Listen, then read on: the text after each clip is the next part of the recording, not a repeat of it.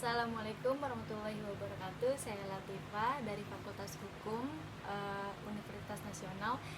Ingin mempresentasikan hasil analisa saya mengenai makalah hukum keluarga dan analisis sebuah kasus yang berjudul poligami dalam KHI. Di sini saya akan menjelaskan beberapa poin, dan salah satunya ada manfaat analisa yang sudah saya buat. Kedua, tinjauan pusaka yang berisi penjelasan lebih detail materi sebelum saya membahas inti kasusnya. Dan yang ketiga, pembahasan suatu kasus. Yang keempat, hasil analisa sebuah kasus. Dan kelima, penutup atau kesimpulan dari analisanya. Yang pertama, saya akan membahas manfaat dari analisanya itu, yaitu manfaat dari analisa yang sudah saya buat bermanfaat untuk memberikan wawasan baru terkait dengan proses pemeriksaan dan penjatuhan putusan dalam pengabulan izin poligami perkara nomor 915-G/2014/PA BPP. Setelah itu saya akan membacakan tinjauan pusaka. Sebuah tinjauan pusakanya itu berupa penjelasan lebih detail materi sebelum saya membahas inti kasusnya. Yang pertama saya akan bahas yaitu definisi sebuah poligami. Jadi poligami adalah ikatan di mana salah satu pihak mempunyai atau menikah beberapa lawan jenis dalam waktu yang tidak berbeda. Dalam Undang-Undang Nomor 1 Tahun 1974 Pasal 3, poligami dapat diartikan ikatan perkawinan di mana suami memiliki istri lebih dari seorang. Dan dalam hukum Islam, poligami mempunyai arti perkawinan yang lebih dari satu dengan batasan hanya sampai 4 wanita atau istri. Dapat ditarik sebuah kesimpulan bahwa poligami adalah seorang laki-laki yang memiliki lebih dari seorang wanita pada waktu yang sama, akan tetapi hanya dibatasi sampai 4 orang. Dan syarat-syarat poligami itu ialah dalam Pasal 4 ayat 1 undang-undang ini harus dipenuhi syarat-syarat sebagai berikut, yaitu adanya persetujuan dari istri atau istri-istri. Yang kedua, adanya kepastian bahwa suami mampu menjamin keperluan-keperluan hidup istri-istri dan anak-anak mereka. Yang ketiga, adanya jaminan bahwa suami akan berlaku adil terhadap istri-istri dan anak-anak mereka. Dan para ulama, ini syarat-syarat yang lainnya dari para ulama dan fuqaha telah menetapkan persyaratan apabila seorang laki-laki muslim ingin menikahi lebih dari satu istri, yaitu 1. Seorang laki-laki harus memiliki kemampuan dana yang cukup untuk membiayai berbagai keperluan dengan bertambahnya istri yang dinikahinya. Dan yang kedua, seorang laki-laki harus memperlakukan semua istrinya dengan adil.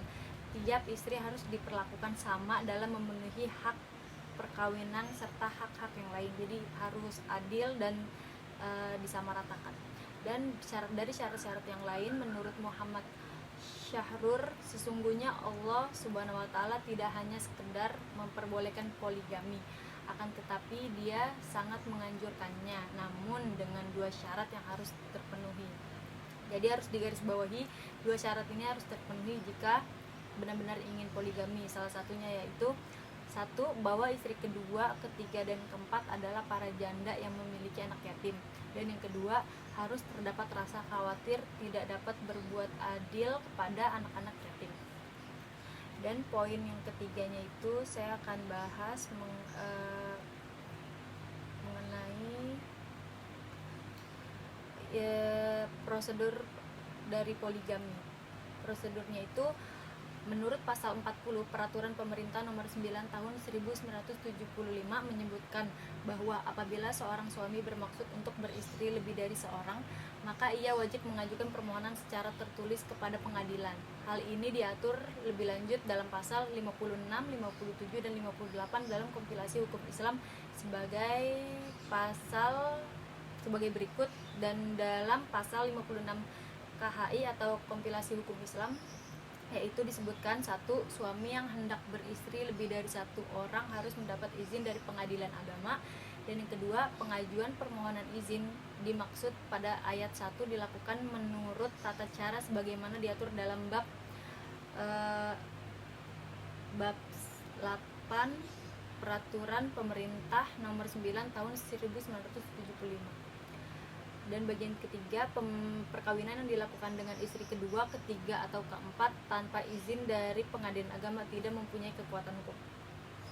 Dalam pasal 57 KHI atau kompilasi hukum Islam, pengadilan agama hanya memberikan izin kepada suami yang akan beristri lebih dari seorang apabila: 1. Istri tidak dapat menjalankan kewajiban. Yang kedua, istri mendapat cacat badan atau penyakit yang tidak dapat disembuhkan.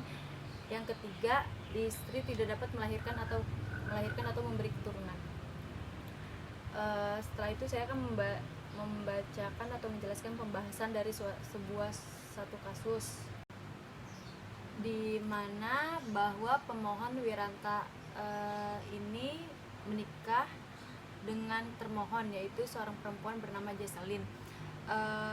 Pada saat itu pemohon telah berusia 25 tahun, sedangkan termohonnya telah berusia 21 tahun.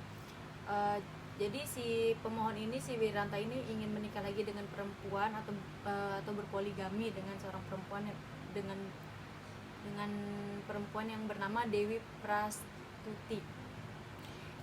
Si pemohon ini sudah ke pengadilan agama dan membawa semua berkas-berkas bahwasanya si pemohon ini sudah mampu dalam membiayai dan berlaku adil kepada kedua istrinya. Setelah itu, dari amar putusan ini terhadap kasus tersebut, Pengadilan Agama Balikpapan melalui putusan nomor 919/PDT-G/2014/PA BPP pada tanggal 9 September 2014 telah menjatuhkan putusan yang amarnya berbunyi sebagai berikut. 1. Mengabulkan permohonan pemohon. 2. Menetapkan memberi izin kepada pemohon Wiranta untuk menikah lagi atau berpoligami dengan calon istri yang bernama Dewi Prastuti. Dan yang ketiga, membebankan kepada pemohon untuk membayar biaya perkara sebesar 261.000. Dan pertimbangan hakim ini berdasarkan pengakuan termohon, kemudian dihubungkan dengan bukti-bukti yang diajukan oleh pemohon di persidangan, maka majelis hakim telah menemukan fakta sebagai berikut. 1. Bahwa pemohon akan menikah lagi dengan seorang perempuan yang bernama Dewi Prastuti binti Zain Arifuddin. Di atas keinginan tersebut telah mendapat persetujuan dari termohon atau dari seorang istrinya, dan seorang istri ini tidak keberatan untuk dimadu. Begitu juga dengan calon istrinya si Dewi ini. Jadi sudah ada persetujuannya, saling menyetujui. Dan yang keduanya, bahwa antara pemohon dan calon istrinya tidak ada larangan untuk menikah, baik menurut hukum Islam maupun peraturan perundang-undangan yang berlaku. Yang ketiga, bahwa pemohon termasuk orang yang mampu atau sanggup untuk memberi nafkah dan akan berlaku adil kepada istri-istrinya. Dan yang keempat, bahwa keluarga masing-masing pihak telah setuju tentang rencana perkawinan tersebut. Setelah itu saya akan membacakan dari hasil analisanya.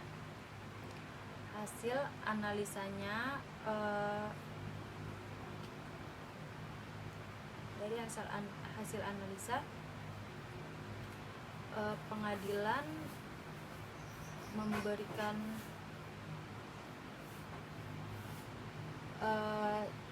berhubungan dengan perkara izin poligami ini, penulis berpendapat bahwa hakim memberikan, jadi dari hasil analisa perkara di atas itu, hakim memberikan putusan dikabulkannya permohonan tersebut dikarenakannya, ini alasan hakim mengabulkan pemohon ya, alasannya yaitu A. Para hakim menganut asas kebebasan, yaitu hakim pengadilan dalam memberikan putusan terhadap para pihak yang sedang berperkara harus berdasarkan keyakinan dan tidak boleh dipengaruhi oleh pihak-pihak lain. Bagian B-nya, selain itu majelis hakim sudah menganggap barang bukti yang cukup dan adanya pernyataan dari istri pertama bahwasanya istri pertama itu rela dan tidak keberatan di poligami. Dan bagian C-nya itu dalam pasal 2 ayat 1 Undang-Undang Republik Indonesia nomor 48 tahun 2019 tentang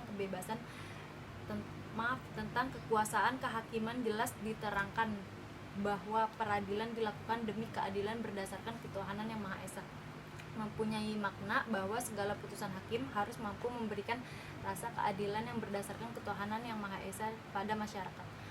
Makna demi keadilan berdasarkan ketuhanan Maha Esa ini sangat luas dan penting karena tidak hanya berkaitan dengan para pencari keadilan saja, namun juga erat kaitannya dengan Tuhan yang Maha Esa.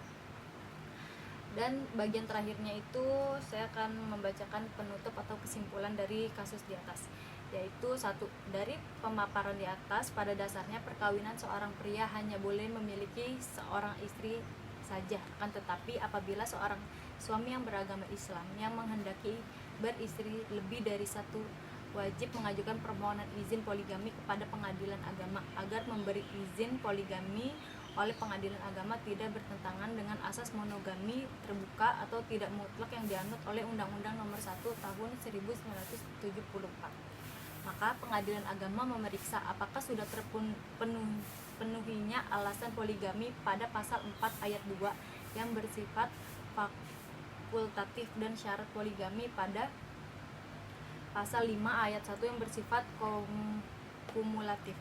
Selanjutnya, pihak pengadilan memeriksa apakah sudah mencantumkan penetapan harta bersama dengan istri pertama dalam surat permohonan. Apabila semua ketentuan hukum sudah terpenuhi, maka persidangan dilanjutkan sampai mendapatkan putusan akhir. Dan bagian kedua, dalam memberikan putusan, hakim mempertimbangkan maslahat dan mudaratnya dahulu sebelum menjatuhkan putusan. Hakim menganut asas kebebasan, yaitu hakim pengadilan dalam memberikan putusan terhadap para pihak yang sedang perkara harus berdasarkan keyakinan dan tidak boleh terpengaruhi oleh orang lain. Putusan hakim peradilan dilakukan demi keadilan berdasarkan ketuhanan yang Maha Esa. Sekian dari penjelasan yang sudah saya jelaskan. Semoga dari video ini mudah dipahami. Kurang lebihnya mohon maaf. Wassalamualaikum warahmatullahi wabarakatuh.